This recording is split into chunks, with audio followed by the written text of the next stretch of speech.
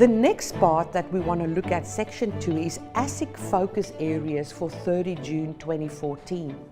Now, ASIC has not yet issued their formal focus areas for 30 June 2014. However, we can look at focus areas for 31 December last year, 30 June last year, and see a trend and build up an expectation. So I'll be discussing our expectation of what the ASIC focus areas will be for 30 June 2014. The first one is around revenue recognition and expense deferral. Now, revenue is the first number in financial statements, often the biggest number in financial statements, a number that indicates whether this entity has actually grown within the last year, and I believe revenue is a very sensitive number. Users are interested in revenue.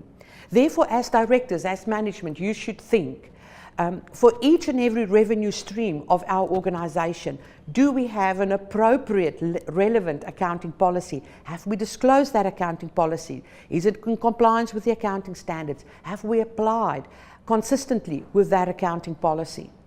So revenue recognition, really important. Our policy and whether we've applied it and whether it's in terms of the standard. The other part to it is expense deferral. So basically it's saying if you incur expenditure in this year, you have to decide, do you expense it in profit and loss, or do you create an asset, do you debit an asset? If you debit an asset, you have to make sure that you meet the definition of an asset.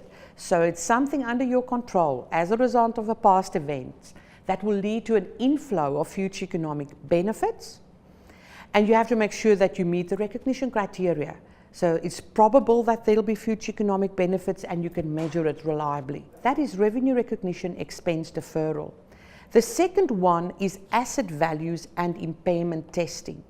If you look at asset values and impairment testing for all assets, ASIC is interested. How did you determine the carrying amount in the financial statements, whether it's cost or fair value, but especially if you carry it at fair value.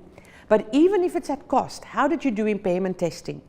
ASIC would be looking at financial statements of your entity and your competitors, and they could ask you, all your competitors have impaired intangible assets during the current year. Why haven't you? Show us your impairment calculation. So it's important that we consider, do we have indicators for impairment? Do we have to do impairment testing? Do impairment testing have documentary evidence of it?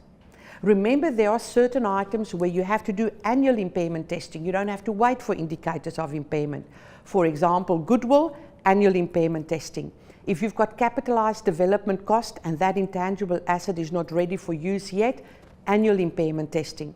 If you've got an intangible asset with an indefinite useful life, annual impairment testing. So important to look at that. The third one is going concern. It's always been there. I suppose it will always be there. So as a director, you have to sign the financial statements. You have to sign a director's declaration before the auditor will sign an audit report. Therefore, you as director have to make an assessment whether this entity is a going concern, whether this entity will be able to pay its debt when it's due and payable within the next 12 months. Remember, when we look at going concern, it is 12 months from the day that the auditor signed the audit report and when you sign the financial statements and the director's declaration. It's not will we be a going concern for the 12 months after reporting date. So going concern is still there. The next one is financial instrument values. Now, we talked about fair values earlier today, and that you have to disclose the fair values in a disclosure hierarchy level 1, 2, and 3, specifically for financial instruments, specifically for derivatives, specifically for financial instruments carried at fair value. ASIC would like to know, how did you determine the fair value? Disclosure of your assumptions, methodologies, and disclosure of those fair values in the 3 levels in the fair value hierarchy, as discussed earlier. The fifth one is tax accounting. Tax accounting is a new item on the ASIC focus areas. ASIC are asking a few questions around calculation and recognition of deferred tax assets. So do we meet the recognition criteria for deferred tax asset? If we are worried about going concern, if we are worried about future cash flow projections, how can we recognize deferred tax assets? So make sure that you've got the documentation in place before you recognize deferred tax assets. Also look at deferred tax liabilities. Also look at calculation of income tax in the profit and loss. So definitely a focus area around disclosure around income taxes, compliance with AASB 112 income taxes, but also supporting evidence. Estimates and accounting policy judgments.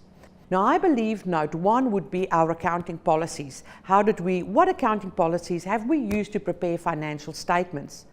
And I believe note 2 should always be our estimates and accounting policy judgments, significant accounting policy judgments. So as directors, where did we apply judgment?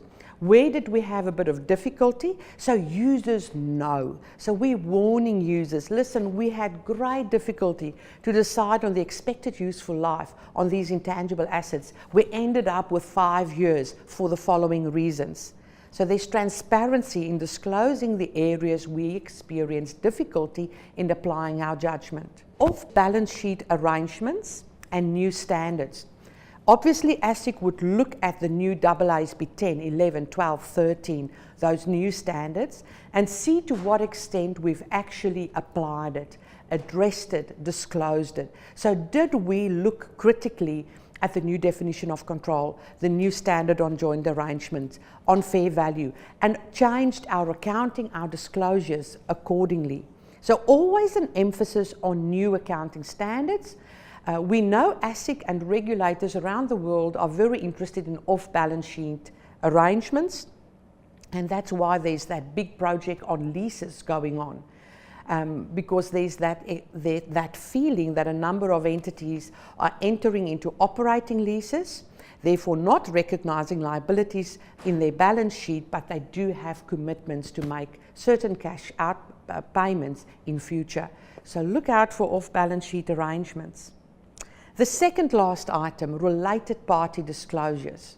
Now a lot of clients say, we are preparing special purpose financial statements. We are not complying with AASB 124 related party disclosures. So, it's not relevant. It is relevant because AASB 101 would like us to disclose transactions, relationships with related parties, would like us to disclose useful information to users. So even on a conceptual level, even though you're not complying with the details of AASB 124, if we've got significant related parties, the same way if we've got significant clients and customers, we have to disclose it to provide useful information. Transactions with related parties, balances with related parties, and remember, our key management personnel, our directors, would be a related party as well.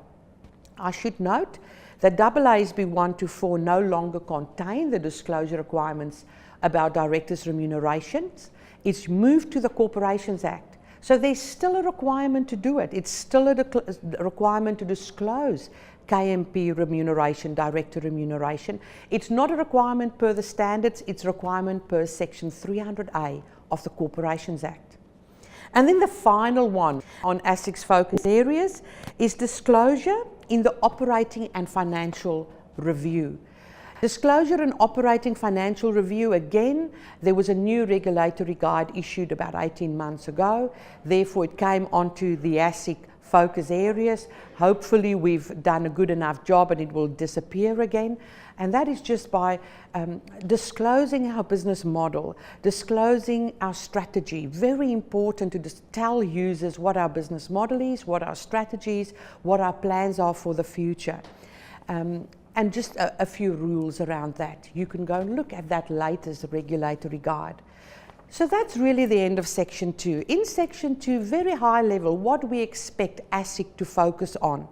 And a big thing is ASIC will focus on the application of the new mandatory accounting standards, which we discussed in Section 1.